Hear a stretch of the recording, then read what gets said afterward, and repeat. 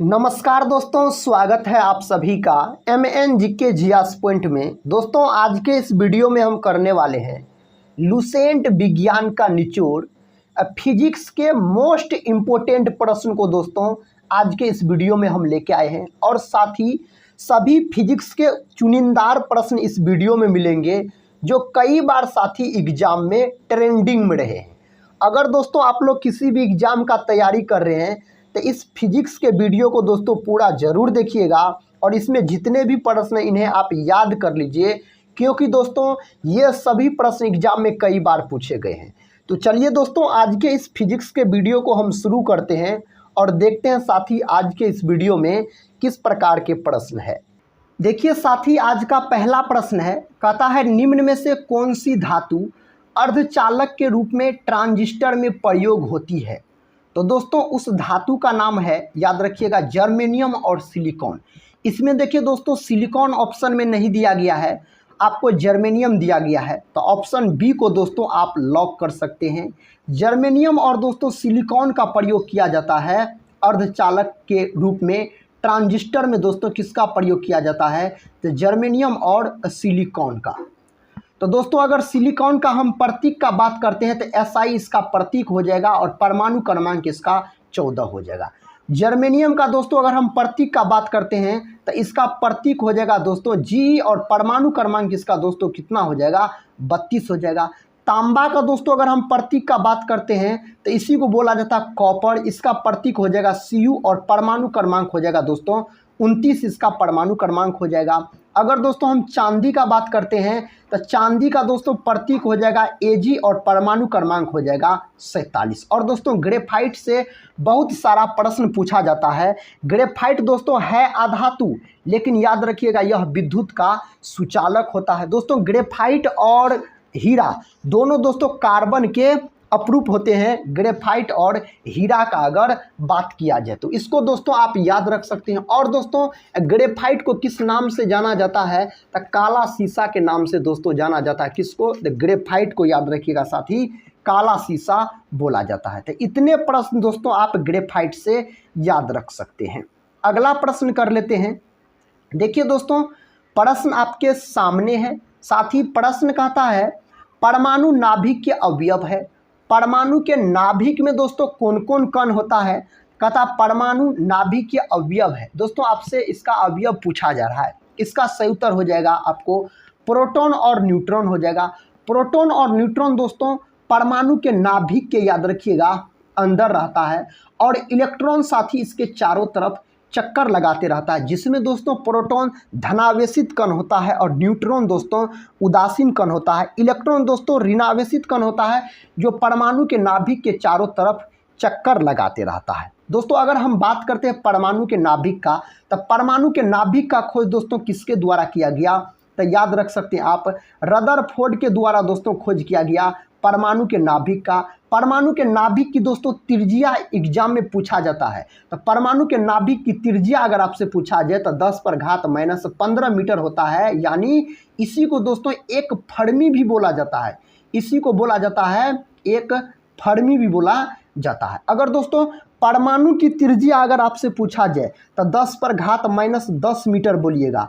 इनको दोस्तों 10⁻10 मीटर को इनको साथी एक एंगस्ट्रम बोला जाता है। याद रखिए ए पर साथी जो 0 है इसको आप एंगस्ट्रम पढ़िएगा। अब परमाणु के नाभिक की त्रिज्या तो 10⁻15 मीटर, इन्हीं को एक फर्मी बोला जाता है। परमाणु की त्रिज्या तो 10⁻10 मीटर, इसको दोस्तों एक एंगस्ट्रम बोला जाता है। साथ ही इलेक्ट्रॉन का खोज किसके द्वारा किया गया, तो जे थॉमसन नामक वैज्ञानिक के द्वारा इलेक्ट्रॉन का खोज किया गया 1897 में। और दोस्तों प्रोटॉन का खोज कब किया गया, तो गोल्डस्टीन नामक वैज्ञानिक के द्वारा दोस्तों प्रोटॉन का खोज किया गया। और दोस्तों प्रोटॉन का नामकरण रदरफोर्ड ने किया। तो दोस्तों अगर आपसे एग्जाम में प्रोटॉन के बारे में पूछा जाए तो रदरफोर्ड और गोल्डस्टीन में से दोस्तों कोई एक नाम दिया रहेगा, तो एक आप कोई लॉक कर दीजिएगा। अगर दोस्तों बात करते हैं हम न्यूट्रॉन का, तो न्यूट्रॉन का खोज किनके द्वारा किया गया, जेम्स चैडविक नामक वैज्ञानिक ने न्यूट्रॉन का खोज किया। कितने ईस्वी में, तो 1932 ईस्वी में किया। और दोस्तों आप याद रख सकते हैं इलेक्ट्रॉन, प्रोटॉन और न्यूट्रॉन में सबसे भारी कण अगर आपसे पूछा जाए तो न्यूट्रॉन बोलिएगा सबसे भारी कण होता है। साथ ही इसका सही जवाब बताइए। प्रश्न कहता है निम्नलिखित में से कौन वैकल्पिक ऊर्जा का सबसे बड़ा भंडार है। इसका दोस्तों सही उत्तर हो जाएगा सौर ऊर्जा। क्या हो जाएगा? सौर ऊर्जा दोस्तों इसका सही जवाब आप अब बोल सकते हैं। अगले प्रश्न की ओर बढ़ते हैं। देखिए दोस्तों, प्रश्न कहता है परमाणु बम का सिद्धांत आधारित है। दोस्तों हम परमाणु बम के बारे में बात करते हैं, तो परमाणु बम का दोस्तों आविष्कारक अगर आपसे पूछा जाए तो इसका आविष्कार दोस्तों किसके द्वारा किया गया परमाणु बम का? तो ओपेनहीमर के द्वारा। किसके द्वारा दोस्तों? तो ओपेनहीमर ने दोस्तों इसका आविष्कार किया परमाणु बम का। परमाणु बम दोस्तों नाभिकीय विखंडन के सिद्धांत पर कार्य करता है। तो ऑप्शन आप बी को लॉक कर सकते हैं। एक होता है दोस्तों हाइड्रोजन बम, याद रखिएगा। अगर दोस्तों हाइड्रोजन बम का आविष्कार के बारे में अगर आपसे पूछा जाए तो हाइड्रोजन बम का दोस्तों आविष्कारक हो जाएगा एडवर्ड टेलर हो जाएगा। और हाइड्रोजन बम दोस्तों किसके सिद्धांत पर कार्य करता है? तो यह नाभिकीय संलयन के सिद्धांत पर काम करता है हाइड्रोजन बम। तो इतने बात को दोस्तों आप याद रख सकते हैं। अगले प्रश्न की ओर बढ़ते हैं। देखिए साथी, अगला प्रश्न कहता है वायु में कौन सी नोबेल गैस नहीं होती है? हीलियम, नियॉन, आर्गन और रेडॉन। वायु में दोस्तों रेडॉन याद रखिएगा नहीं होता है। रेडॉन का अगर आपसे प्रतीक पूछा जाए तो क्या बोल सकते हैं दोस्तों? रेडॉन का प्रतीक तो RNA बोलिएगा रेडॉन का प्रतीक। और इसका परमाणु क्रमांक कितना होता है? 86 होता है। अगर हीलियम का हम बात करते हैं तो इसका प्रतीक He और परमाणु क्रमांक दोस्तों 2। नियॉन का दोस्तों हम बात करते हैं तो Ne होता है इसका प्रतीक और परमाणु क्रमांक पूछा जाए तो 10 बोलिएगा। आर्गन का दोस्तों हम बात करते हैं तो इसका प्रतीक होता है Ar और परमाणु क्रमांक 18 होता है। दोस्तों वायुमंडल में सबसे अधिक मात्रा में कौन गैस पाया जाता है? तो नाइट्रोजन गैस पाया जाता है। कितना प्रतिशत? तो 78% पाया जाता है। ऑक्सीजन गैस दोस्तों लगभग में 21%। कार्बन डाइऑक्साइड गैस का साथ ही बात किया जाए तो 0.03% पाया जाता है। कौन नोबेल गैस नहीं पाया जाता वायु में? तो आप बोल सकते हैं रेडॉन नहीं पाया जाता है। देखिए दोस्तों, नेक्स्ट क्वेश्चन कहता है निम्नलिखित में से सबसे भारी धातु है। दोस्तों सबसे भारी धातु होता है आपको ओस्मियम होता है। कौन होता है दोस्तों? तो ओस्मियम होता है दोस्तों सबसे भारी धातु। इसका प्रतीक आपसे पूछा जाए तो OS बोलिएगा और परमाणु क्रमांक दोस्तों इसका 76 होता है। यह सबसे भारी धातु होता है। तो इसमें दोस्तों नहीं दिया गया था, आप यूरेनियम बोल सकते हैं। अगर दोस्तों सबसे हल्की धातु अगर आपसे पूछा जाए तो लिथियम दोस्तों सबसे हल्की धातु होता है। लिथियम का प्रतीक दोस्तों Li होता है, याद रखिएगा। परमाणु क्रमांक इसका कितना होता है? 3 होता है। लिथियम दोस्तों मुलायम धातु होता है और इन्हें चाकू से भी काटा जा सकता है। वैसे दोस्तों चाकू से 3 धातु को काटा जा सकता है, लिथियम, पोटासियम और सोडियम। और तीनों धातु मुलायम होती है, जिसमें से दोस्तों सोडियम को किरोसिन तेल में डुबाकर रखा जाता है। अगर दोस्तों हम तांबा का बात करते हैं तो इसको कॉपर बोला जाता है। इसका प्रतीक Cu परमाणु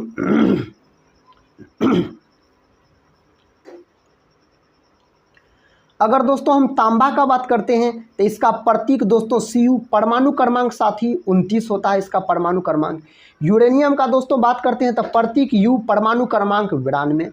एल्यूमिनियम का दोस्तों बात करते हैं तो प्रतीक हो जाएगा आपको Al और परमाणु क्रमांक हो जाएगा 13। चांदी का दोस्तों बात करते हैं तो याद रखिएगा प्रतीक Ag और परमाणु क्रमांक 47। तो इतने बात को आप याद रखिएगा। और दोस्तों परमाणु क्रमांक और संकेत से भी दोस्तों एग्जाम में प्रश्न पूछे जाते हैं। अगला प्रश्न कर लेते हैं। प्रश्न कहता है एक सामान्य शुष्क सेल में विद्युत अपघटन होता है। इसका साथी कौन उत्तर हो जाएगा? इस प्रश्न का सही जवाब हो जाएगा आपको अमोनियम क्लोराइड हो जाएगा। सल्फ्यूरिक अम्ल का बात किया जाए तो इसको बोला जाता है H2SO4 दोस्तों बोला जाता है सल्फ्यूरिक अम्ल को, याद रखिए। जस्ता दोस्तों जस्ते को बोला जाता है, साथ ही जिंक बोला जाता है। इसका परमाणु क्रमांक अगर आपसे पूछा जाए तो 30 बोलिएगा। और प्रतीक दोस्तों इसका क्या होता है? तो Zn इसका प्रतीक होता है जस्ता का, यानी जिंक का। देखिए अगला प्रश्न कहता है डायनेमो। डायनेमो दोस्तों किस ऊर्जा को किस में परिणत करता है, यानी बदलने का कार्य करता है? तो डायनेमो यांत्रिक ऊर्जा को विद्युत ऊर्जा में परिवर्तित करता है। तो ऑप्शन दोस्तों बी को आप लॉक कर सकते हैं। इसका सही जवाब ऑप्शन बी में दिया गया है। अगला प्रश्न का था विद्युत मोटर में। दोस्तों विद्युत मोटर में आपको बताना है कौन ऊर्जा किस में बदलता है दोस्तों विद्युत मोटर में। तो ऑप्शन दोस्तों सी हो जाएगा, विद्युत ऊर्जा को यांत्रिक ऊर्जा में बदलता है विद्युत मोटर। तो विकल्प दोस्तों सी में इस प्रश्न का सही उत्तर दिया गया है। नेक्स्ट क्वेश्चन की ओर बढ़ते हैं। दोस्तों क्वेश्चन कहता है विद्युत धारा निम्न में से किस उपकरण से नापी जाती है। दोस्तों विद्युत धारा कहता है इनमें से कौन उपकरण से मापी जाती है। तो इसको मापा जाता है एमीटर से। एमीटर को ही दोस्तों आमीटर भी बोला जाता है, याद रखिए, इसी को दोस्तों आमीटर भी बोला जाता है। विद्युत धारा दोस्तों कौन राशि है। तो विद्युत धारा होता है आपको अदिश राशि। विद्युत धारा का दोस्तों अगर मात्रक पूछा जाए तो एम्पियर बोल सकते हैं। इसका मात्रक क्या होता है। तो एम्पियर दोस्तों इसका मात्रक होता है। और एम्पियर को किससे सूचित किया जाता है, ए से सूचित किया जाता है। अगर दोस्तों हम बात करते हैं वोल्ट मीटर का, तो विभवांतर और विभव का दोस्तों मापन किसके द्वारा किया जाता है, वोल्ट मीटर के द्वारा किया जाता है। और वोल्ट दोस्तों विभव और विभवांतर का मात्रक होता है। पोटेंशियोमीटर का दोस्तों अगर हम बात करते हैं पोटेंशियोमीटर का, तो याद रखिएगा किसी सेल का ईएमएफ की माप की जाती है इससे। किसी सेल का दोस्तों ईएमएफ की माप इससे की जाती है। अगले प्रश्न की ओर बढ़ते हैं। दोस्तों प्रश्न कहता है प्रकाश में 7 रंग होते हैं, रंगों को अलग करने का क्या तरीका है। दोस्तों रंगों को अलग करने का क्या तरीका है। तो एक प्रिज्म में से रंगों को अलग अलग किया जा सकता है। तो ऑप्शन दोस्तों ए इसका सही जवाब चला जाएगा। अगले प्रश्न की ओर बढ़ते हैं। देखिए दोस्तों अगला प्रश्न कहता है यदि किसी कथा ऐनक यानी चश्मा का बात हो रहा है दोस्तों, कथा यदि किसी ऐनक के लेंस की शक्ति कथा +2 डायोप्टर है तो इसकी फोकस दूरी होगी। दोस्तों फोकस दूरी हमेशा याद रखिएगा मीटर में होती है। तो इसमें दिया गया है दोस्तों कथा शक्ति दिया गया है 2 डायोप्टर, प्लस में दिया गया है यानी दोस्तों यह उत्तल लेंस होगा। अगर माइनस में रहता तो अवतल लेंस हो जाता। तो यहाँ पर दोस्तों प्लस में होगा, उत्तल लेंस है। तो यानी शक्ति दिया गया है 2 डायोप्टर। तो दोस्तों पी का मान कितना दिया गया है, तो 2 डायोप्टर दिया गया है प्लस में। आपसे दोस्तों पूछा जा रहा है क्या, फोकस दूरी यानी एफ साथ ही आपसे पूछा जा रहा है, छोटी एफ। दोस्तों इसको हम कैसे बना सकते हैं, तो P बराबर सूत्र होता है दोस्तों 1/f होता है, याद रखिए 1/f होता है दोस्तों P बराबर। तो इसको दोस्तों आप बैठा दीजिए। शक्ति का मान 2 डायोप्टर दिया गया है तो P के जगह पर 2 लिखेंगे और 1 क्या लिखेंगे, f लिखेंगे। यही दोस्तों अगर इसको सरिया के लिखिएगा सही तरीका से तो क्या हो जाएगा, तो f बराबर हो जाएगा 1 कितना हो जाएगा, 2 हो जाएगा। दोस्तों सभी ऑप्शन दिया गया है आपको सेंटीमीटर में। तो मीटर को सेंटीमीटर में बदलने के लिए क्या किया जाता है, तो 100 से गुना किया जाता है। 2 1 2 दोस्तों और 50 दूना 100। तो 50 सेंटीमीटर देखिए कौन ऑप्शन में दिया गया है, तो साथ ही 50 सेंटीमीटर आपको ऑप्शन सी में दिया गया है। तो ऑप्शन सी इसका सही जवाब चला जाएगा। अगले प्रश्न की ओर बढ़ते हैं। देखिए दोस्तों अगला प्रश्न कहता है चुंबकीय सुई किस तरफ संकेत करती है। चुंबकीय सुई दोस्तों कहता है किस तरफ संकेत करती है, पूर्व, पश्चिम, उत्तर और आकाश दिया गया है। दोस्तों इसका सही उत्तर ऑप्शन सी को आप लॉक कर सकते हैं। दोस्तों आज के इस वीडियो में हम आपको चुनिंदार फिजिक्स के दोस्तों 70+ प्रश्न करवाएंगे और उस प्रकार के प्रश्न करवाएंगे जो एग्जाम में कई बार रिपीट हुए हैं। अगर साथ ही आप लोग किसी भी एग्जाम का तैयारी कर रहे हैं तो फिजिक्स के दोस्तों इस क्वेश्चन को आप लोग याद कर लीजिएगा। इस प्रकार के क्वेश्चन एग्जाम में बहुत बार पूछे जाते हैं और पूछे गए भी हैं। कहता है निम्न तत्व में से किसमें न्यूट्रॉन नहीं होता है। इनमें से दोस्तों किसमें न्यूट्रॉन नहीं होता है, तो साथ ही हाइड्रोजन में न्यूट्रॉन नहीं होता है। न्यूट्रॉन का दोस्तों सिंबल n। यह कैसा होता है, तो यह उदासीन होता है यानी आवेश इस पर 0 होता है, याद रखिएगा। न्यूट्रॉन का खोज कब किया गया, 1932 में किया गया। किनके द्वारा दोस्तों, तो जेम्स चैडविक के द्वारा किया गया न्यूट्रॉन का खोज। हाइड्रोजन के बारे में दोस्तों अगर हम बात करते हैं, हाइड्रोजन के 3 समस्थानिक होते हैं। हाइड्रोजन का दोस्तों प्रतीक पूछा जाए तो H बोलिएगा। परमाणु क्रमांक दोस्तों 1 बोलिएगा। हाइड्रोजन को दोस्तों आवारा तत्व के नाम से जाना जाता है और दोस्तों हाइड्रोजन का खोज हेनरी कैवेंडिश नामक वैज्ञानिक के द्वारा किया गया। अगला प्रश्न कर लेते हैं। देखिए दोस्तों प्रश्न कहता है एंगस्ट्रम इकाई है दोस्तों, तरंग दैर्घ्य की इकाई है एंगस्ट्रम। तरंग दैर्घ्य को एंगस्ट्रम में मापा जाता है। अगर दोस्तों आपसे पूछा जाए जो 1 एंगस्ट्रम बराबर कितना मीटर होता है, तो 10⁻⁻10 मीटर होता है 1 एंगस्ट्रम बराबर, याद रखिएगा। अगले प्रश्न की ओर बढ़ते हैं दोस्तों। प्रश्न कहता है आवृत्ति को किसमें मापा जाता है। आवृत्ति को दोस्तों मापा जाता है किसमें, तो हर्ट्ज में मापा जाता है आवृत्ति को। हर्ट्ज को दोस्तों याद रखिएगा HZ से सूचित किया जाता है। देखिए नेक्स्ट क्वेश्चन कहता है हर्ट्ज में क्या मापा जाता है। हर्ट्ज में दोस्तों किसको मापा जाता है, तो हर्ट्ज में मापा जाता है आवृत्ति को। तो ऑप्शन ए इसका सही जवाब चला जाएगा। अगर दोस्तों आपसे ऊर्जा का SI मात्रक पूछा जाए तो आप जूल बोलिएगा, ऊर्जा का SI मात्रक। नेक्स्ट क्वेश्चन ये रहा। क्वेश्चन कहता है विद्युत शक्ति की इकाई है। दोस्तों विद्युत शक्ति की इकाई क्या होती है, तो वाट होता है दोस्तों विद्युत शक्ति का इकाई। वाट को साथ ही याद रखिएगा W से सूचित किया जाता है। एम्पियर दोस्तों किसका इकाई है, तो एम्पियर है आपको विद्युत धारा का इकाई है, और एम्पियर को दोस्तों A से सूचित किया जाता है। वोल्ट का दोस्तों बात किया जाए आप बोल सकते हैं विभव या विभवांतर का मात्रक है वोल्ट। कूलम दोस्तों यह विद्युत आवेश का मात्रक है। विद्युत आवेश का दोस्तों मात्रक पूछा जाए तो आप बोल सकते हैं कूलम, इसको C से सूचित किया जाता है। अगला प्रश्न देखिए कहता है दृश्य स्पेक्ट्रम के तरंगदैर्घ्य की सीमा है। इसका सीमा दोस्तों कितने एंगस्ट्रम से कितने एंगस्ट्रम के बीच होता है, तो 3900 एंगस्ट्रम से 7600 एंगस्ट्रम के बीच होता है। तो विकल्प बी में दोस्तों इसका सही जवाब दिया गया है। तो आप विकल्प बी को दोस्तों लॉक कर लीजिए और साथ ही इसका सही जवाब बताइए। प्रश्न कहता सौर विकिरण निम्न में से किस परास में दिखाई देता है। सौर विकिरण दोस्तों कहता नीचे दिए गए किस परास में दिखाई पड़ता है, तो यह दोस्तों 400 से 700 नैनोमीटर के परास में दिखाई पड़ता है। तो ऑप्शन दोस्तों बी इसका सही जवाब चला जाएगा। और इस प्रकार के प्रश्न दोस्तों एग्जाम में कई बार पूछे गए हैं।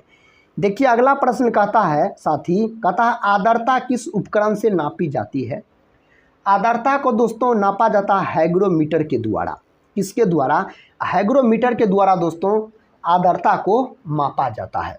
अगर दोस्तों लेक्टोमीटर का हम बात करते हैं तो दूध की शुद्धता को, दूध की दोस्तों शुद्धता को मापा जाता है लेक्टोमीटर के द्वारा।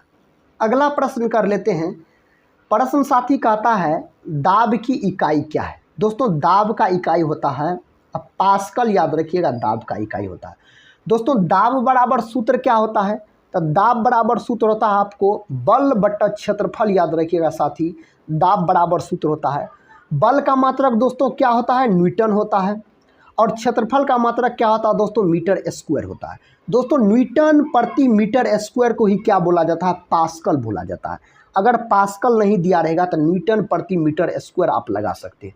तो न्यूटन प्रति वर्ग मीटर दोस्तों ऑप्शन ए में दिया गया है। तो आप साथी ऑप्शन ए को लॉक कर लीजिए इसका सही जवाब। और दोस्तों याद रखिएगा दाब किस प्रकार की राशि होती है, तो दाब दोस्तों अदिश राशि होता है। अगला प्रश्न कर लेते हैं। प्रश्न कहता दोस्तों निम्नलिखित में से कौन सी अदिश राशि है। दोस्तों इनमें से कहता है कौन सी अदिश राशि है, तो दाब दोस्तों अदिश राशि है।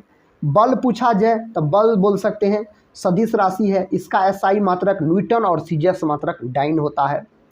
और दोस्तों वेग का बारे में बात किया जाए तो दिशायुक्त चाल को वेग बोला जाता है, और दोस्तों वेग सदिश राशि है।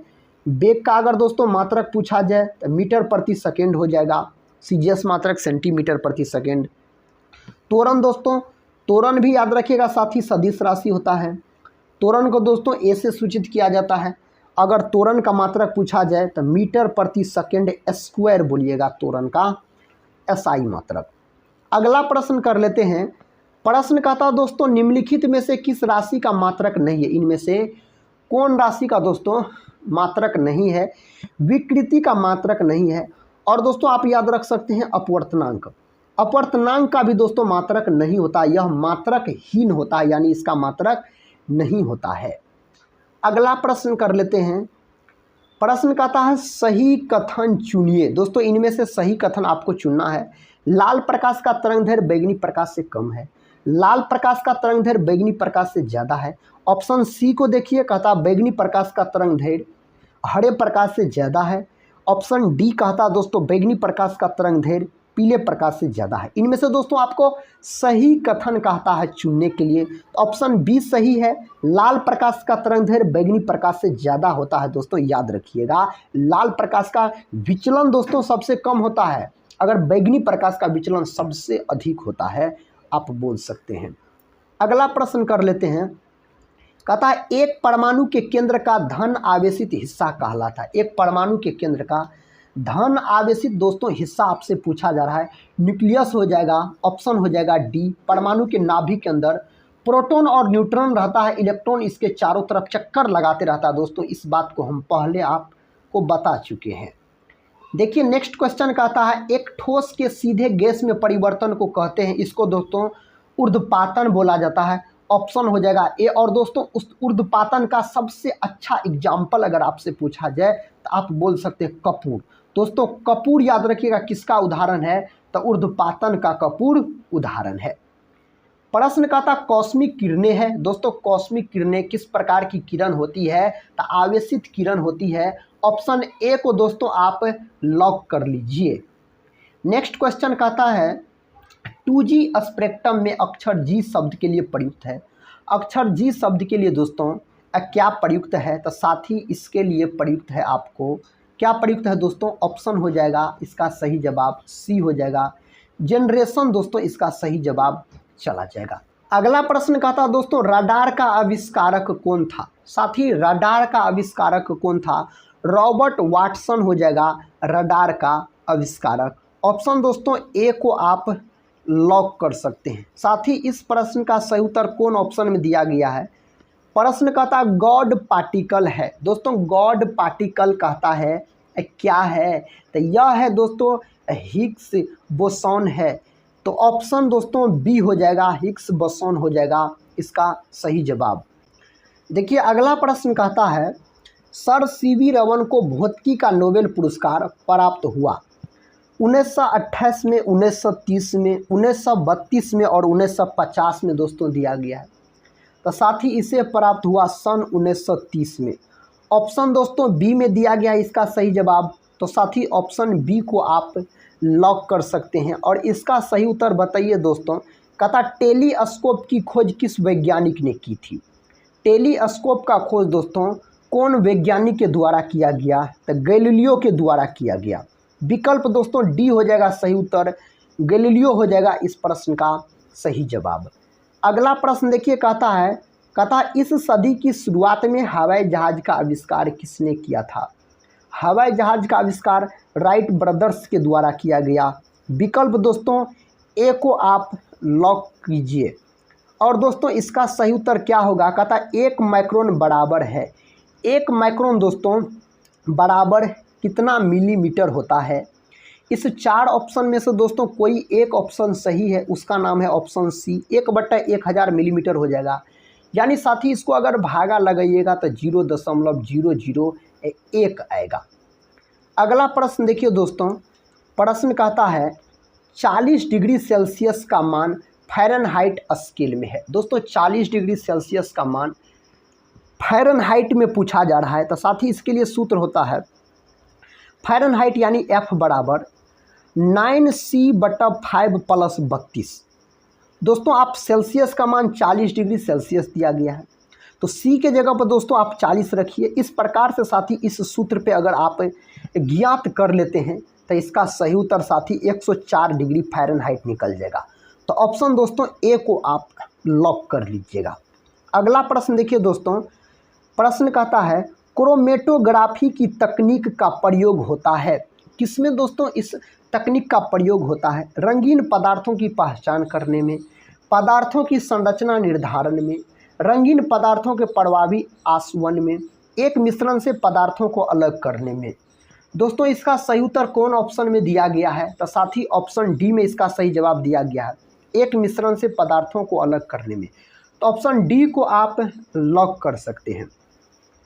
इसका सही उत्तर दोस्तों बताइए। कहता लोलक की कला अवधि। दोस्तों लोलक की कला अवधि किस पर निर्भर करता है। कहता द्रव्यमान के ऊपर निर्भर करती है, लंबाई के ऊपर निर्भर करती है, समय के ऊपर निर्भर करती है, तापक्रम के ऊपर निर्भर करती है। दोस्तों यह निर्भर करती है लंबाई के ऊपर। ऑप्शन दोस्तों बी इस प्रश्न का सही उत्तर चला जाएगा। अगला प्रश्न कर लेते हैं दोस्तों। प्रश्न कहता है बल गुणनफल है। दोस्तों बल किसका गुणनफल है? तो दोस्तों द्रव्यमान और त्वरण का गुणनफल होता है बल। कौन ऑप्शन में दिया गया है? तो ऑप्शन दोस्तों बी में दिया गया है। साथ ही बल को याद रखिएगा एफ से सूचित किया जाता है, द्रव्यमान को एम से, त्वरण को ए से। तो एफ बराबर बोल सकते हैं एम गुना ए या एम ए बोल सकते हैं। तो इसका फॉर्मूला हो जाएगा एफ बराबर एम ए हो जाएगा। देखिए अगला प्रश्न कहता है त्वरण ज्ञात करने का सही सूत्र कौन सा है? दोस्तों त्वरण ज्ञात करने का सही सूत्र आपसे पूछा जा रहा है। तो दोस्तों सूत्र होता है क्या? तो v बराबर u प्लस AT होता है सूत्र दोस्तों, याद रखिएगा। जिसमें दोस्तों आपको त्वरण का सूत्र निकालना है। यहाँ पर कुछ नहीं है तो 1 है, यहाँ पर भी कुछ नहीं 1 है। क्रॉस दोस्तों गुना कर दीजिए तो क्या हो जाएगा? AT हमको निकालना है, यानी A निकालना है। तो AT को 1 से गुना कीजिएगा तो AT हो जाएगा त्वरण और समय हो जाएगा बराबर। अगर दोस्तों हम बात करते हैं v को अगर साथी किससे गुना करते हैं तो इससे गुना करते हैं तो क्या हो जाएगा? v माइनस यू हो जाएगा, v माइनस यू हो जाएगा। अगर दोस्तों u प्लस AT को गुना करेंगे तो यहाँ पर हो जाएगा u प्लस AT हो जाएगा और v को 1 से गुना करेंगे v होगा। फिर दोस्तों हम मान निकालेंगे AT का तो लिख देंगे तो v माइनस यू होगा। अगर दोस्तों इसमें हम a का मान निकालना चाहेंगे तो a बराबर हो जाएगा v माइनस यू, अब बट्टा में क्या हो जाएगा? t हो जाएगा। यही दोस्तों त्वरण ज्ञात करने का सूत्र है, a बराबर v माइनस यू बट्टा t। तो a बराबर v माइनस यू बट्टा t कौन ऑप्शन में दिया गया है? तो साथी ऑप्शन ए में दिया गया है। तो देखिए कौन ऑप्शन में दिया गया दोस्तों? ऑप्शन ए में दिया गया है। तो ऑप्शन ए लॉक कर सकते हैं, ए बराबर v माइनस यू बट्टे टी। यही है दोस्तों त्वरण ज्ञात करने का सही सूत्र। और दोस्तों आप याद रख सकते हैं जो त्वरण कौन राशि होता है? तो त्वरण दोस्तों सदिश राशि होता है। त्वरण का एसआई मात्रक पूछा जाए तो मीटर प्रति सेकेंड स्क्वायर, इसका एसआई मात्रक आप बोलिएगा। अगला प्रश्न कहता है निम्नलिखित में से कौन सी राशि सदिश नहीं है? दोस्तों इनमें से कौन सी राशि कहता है सदिश नहीं है? तो आयतन दोस्तों सदिश नहीं है। और दोस्तों विस्थापन, वेग और बल, ये तीनों का बात करते हैं तो यह तीनों सदिश राशि के अंतर्गत आता है। लेकिन आयतन दोस्तों यह आता है आपको अदिश राशि के अंतर्गत आता है। जैसे दाब हो गया, आयतन हो गया, ये सभी अदिश राशि के अंतर्गत आता है। अगला प्रश्न कहता पदार्थ के संवेग और वेग के अनुपात से कौन सी भौतिक राशि प्राप्त की जाती है? वेग, त्वरण, द्रव्यमान और बल। कौन दोस्तों प्राप्त किया जाता है? तो द्रव्यमान प्राप्त किया जाता है। द्रव्यमान को दोस्तों m से सूचित किया जाता है। द्रव्यमान का अगर मात्रक आपसे पूछा जाए तो आप बोल सकते हैं kg बोल सकते हैं, किलोग्राम, और सीजीएस मात्रक पूछा जाए तो ग्राम बोल सकते हैं, यानी जी बोल सकते हैं। द्रव्यमान दोस्तों किस प्रकार का राशि होता है? तो यह अदिश राशि के अंतर्गत आता है द्रव्यमान। अगला प्रश्न कर लेते हैं। देखिए दोस्तों प्रश्न कहता है 1 पिकोग्राम बराबर होता है। 1 पिकोग्राम दोस्तों 10⁻⁻12 ग्राम के बराबर होता है। तो ऑप्शन दोस्तों सी को आप लॉक कर सकते हैं। अगले प्रश्न की ओर बढ़ते हैं। दोस्तों इसका सही उत्तर बताइए। कहता 1 किलोमीटर दूरी का तात्पर्य है, 1 किलोमीटर दूरी का तात्पर्य है 1000 मीटर। ऑप्शन दोस्तों सी में इस प्रश्न का सही उत्तर दिया गया है। तो ऑप्शन सी को आप लॉक कर सकते हैं। अगला प्रश्न कहता है वायु में ध्वनि तरंगे होती है। दोस्तों वायु में ध्वनि तरंगे होती है, अनुदैर्घ्य होती है। ऑप्शन दोस्तों बी को आप लॉक कीजिए। अगले प्रश्न की ओर बढ़ते हैं। दोस्तों प्रश्न कहता है विद्युत शक्ति की इकाई है। दोस्तों विद्युत शक्ति की आपसे इकाई पूछा जा रहा है तो वाट हो जाएगा इसका इकाई। एम्पियर दोस्तों किसका हो जाएगा? विद्युत धारा का। वोल्ट दोस्तों विभव या विभवांतर का। कूलम दोस्तों विद्युत आवेश का हो जाएगा। देखिए अगला प्रश्न कहता साथी, कहता टरबाइन एवं डायनेमो से बिजली प्राप्त करने में किस ऊर्जा को विद्युत ऊर्जा में परिवर्तित करते हैं? कौन ऊर्जा को विद्युत ऊर्जा में परिवर्तित किया जाता है? तो दोस्तों मैकेनिकल ऊर्जा को विद्युत ऊर्जा में परिवर्तित किया जाता है। ऑप्शन साथी सी के साथ इस प्रश्न का सही उत्तर चला जाएगा। अगला प्रश्न कर लेते हैं। कहता है एक 100 वाट का बिजली बल्ब यदि 10 घंटे जले तो बिजली खर्च होगा। दोस्तों इसका सही उत्तर कौन ऑप्शन में दिया गया है? अगर साथी आपसे पूछा जा रहा है 100 वाट का बिजली बल्ब, तो दोस्तों 100 वाट का बिजली बल्ब है, कहता है 10 घंटे जलता है। दोनों को अगर हम दोस्तों गुना कर देते हैं तो कितना हो जाएगा? 1000 वाट प्रति घंटा हो जाएगा। और दोस्तों याद रखिएगा 1000 वाट प्रति घंटा को ही बोला जाता है, 1 यूनिट बोला जाता है। 1 यूनिट दोस्तों इन्हीं को बोला जाता है। तो 1 इकाई हो जाएगा। ऑप्शन दोस्तों हो जाएगा बी इस प्रश्न का सही उत्तर। अगला प्रश्न कर लेते हैं। प्रश्न कहता है श्वेत प्रकाश को नली में कैसे पैदा करते हैं। श्वेत प्रकाश को दोस्तों नली में कैसे पैदा किया जाता है, तो तंतु को गर्म करके। ऑप्शन दोस्तों बी हो जाएगा इसका सही उत्तर। अगला प्रश्न कहता है आइंस्टीन को नोबेल प्राइज किस कार्य पर मिला। आइंस्टीन को दोस्तों नोबेल प्राइज कहता है किस कार्य पर मिला, कौन क्षेत्र में दोस्तों इसको दिया गया। तो इसको दिया गया विद्युत प्रभाव के क्षेत्र में, प्रकाश विद्युत प्रभाव के क्षेत्र में। आइंस्टीन का दोस्तों अगर हम बात करते हैं तो यह वायलिन बजाने में निपुण थे। कौन वाद्य यंत्र दोस्तों बजाने में निपुण थे, अल्बर्ट आइंस्टीन। तो वायलिन आप बोल सकते हैं। अगला प्रश्न कहता है विद्युत उत्पन्न करने के लिए कौन सी धातु का प्रयोग होता है। विद्युत उत्पन्न करने के लिए दोस्तों कौन सी धातु का उपयोग किया जाता है। उस धातु का साथी नाम है यूरेनियम, जिसका परमाणु क्रमांक पूछा जाए तो 92 बोलिएगा और प्रतीक पूछा जाए तो आप यू बोलिएगा। और दोस्तों लोहा का हम बात करते हैं तो मानव रक्त में कौन धातु पाया जाता है, लोहा धातु।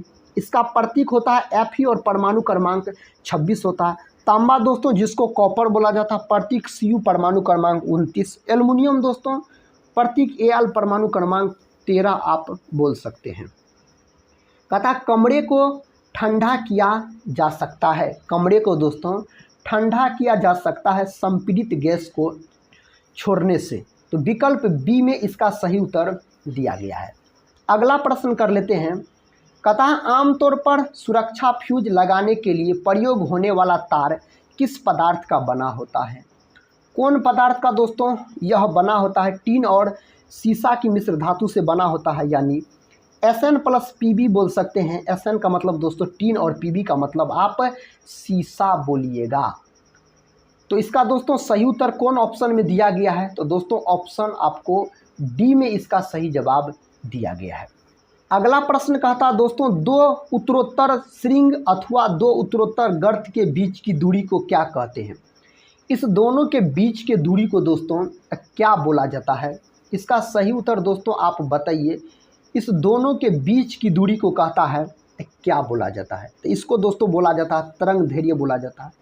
तरंग दैर्घ्य को दोस्तों लेमडा से सूचित किया जाता है। किससे, लेमडा से। और तरंग दैर्घ्य को दोस्तों किस में मापा जाता है, तो एंगस्ट्रम में मापा जाता है तरंग दैर्घ्य को। अगला प्रश्न कर लेते हैं दोस्तों। प्रश्न कहता है पढ़ने में काम आने वाले ग्लास लेंस किस प्रकार के लेंस से बनते हैं। किस प्रकार के लेंस से बनते हैं, तो यह उत्तल लेंस से बनते हैं। और मानव का आँख दोस्तों किस लेंस की तरह कार्य करता है, तो मानव का आँख के बारे में बात किया जाए तो आप बोलिएगा उत्तल लेंस के जैसा कार्य करता है मानव का आँख।